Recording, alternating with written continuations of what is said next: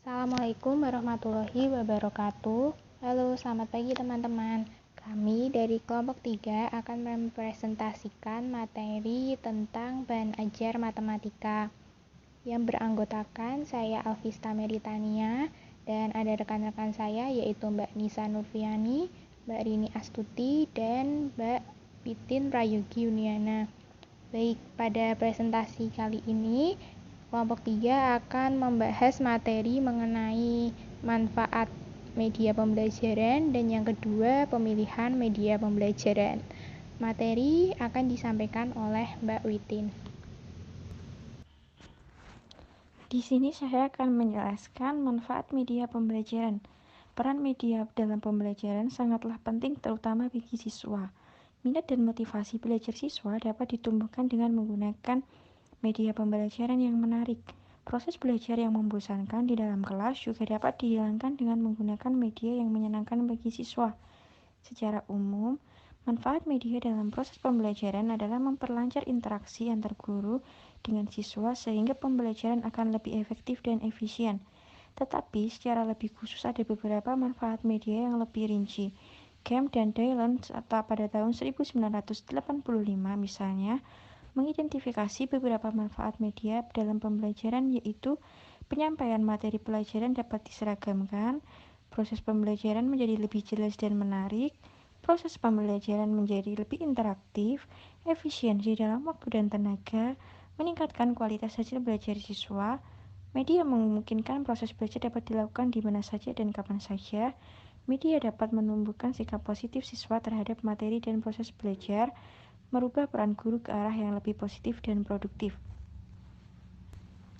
Yang berikutnya yaitu manfaat praktis media pembelajaran di dalam proses belajar mengajar sebagai berikut. Yang pertama yaitu media pembelajaran dapat memperjelas penyajian pesan dan informasi sehingga dapat memperlancar dan meningkatkan proses dan hasil belajar. Yang kedua yaitu media pembelajaran dapat meningkatkan dan mengarahkan perhatian anak sehingga dapat menimbulkan motivasi belajar, interaksi yang lebih langsung antara siswa dan lingkungannya, dan kemungkinan siswa untuk belajar sendiri-sendiri sesuai dengan kemampuan dan minatnya. Yang berikutnya yaitu media pembelajaran dapat mengatasi keterbatasan indera, ruang, dan waktu.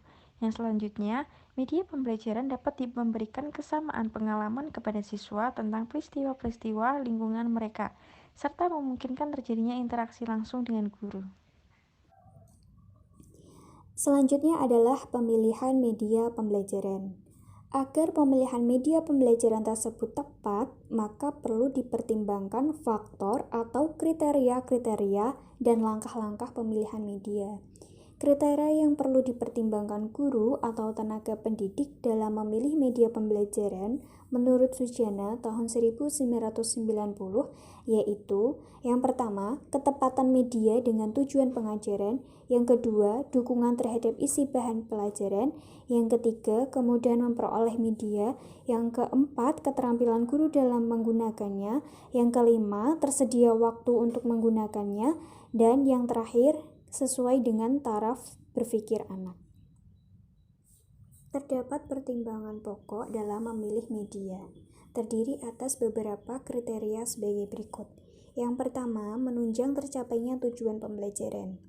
Media pembelajaran yang akan digunakan sedapat mungkin dapat membantu dan mempermudah dalam mencapai tujuan pembelajaran yang telah ditetapkan.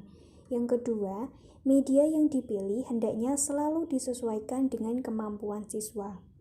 Penyesuaian ini dapat dilihat dari aspek umur siswa atau kemampuan siswa sendiri untuk memahami media yang digunakan. Jika tidak, maka media tersebut tidak lebih akan menjadi sebuah pajangan belaka. Yang ketiga, media yang digunakan hendaknya tepat guna. Artinya, dapat mempermudah siswa untuk memahami materi pembelajaran yang akan dipelajari. Media yang dipilih hendaknya memang tersedia, artinya tersedia alat atau bahannya atau tersedia waktu untuk mempersiapkan dan mempergunakannya. Media yang dipilih hendaknya disenangi oleh guru dan siswa. Media yang dipilih hendaknya diminati atau disenangi oleh siswa dan termasuk guru sendiri. Disinilah perlunya guru kreatif untuk menciptakan media pembelajaran agar dapat disesuaikan dengan apa yang disenangi guru dan disukai oleh siswa. Persiapan dan penggunaan media hendaknya disesuaikan dengan biaya yang tersedia. Hal ini biasanya menjadi hambatan pokok karena memaksakan menggunakan media sementara tidak didukung oleh dana yang memadai. Hendaknya media yang digunakan adalah media tepat guna atau media pembelajaran sederhana yang dapat dijangkau oleh siswa dan guru. Kondisi fisik lingkungan turut mempengaruhi media. Oleh karena itu, perlu diperhatikan baik-baik kondisi lingkungan pada saat merencanakan penggunaan media. Heinig tahun 1982 dalam Arsyad tahun 2011 mengajukan model perencanaan penggunaan media agar efektif yang dikenal dengan istilah ASCHR, yaitu singkatan dari Analysis Learner Characteristic State Objective Select or Modify Media Utilizer Require Learner Response dan Evaluate, di mana pada model ini menyarankan 6 kegiatan utama dalam perencanaan pembelajaran sebagai berikut. 1.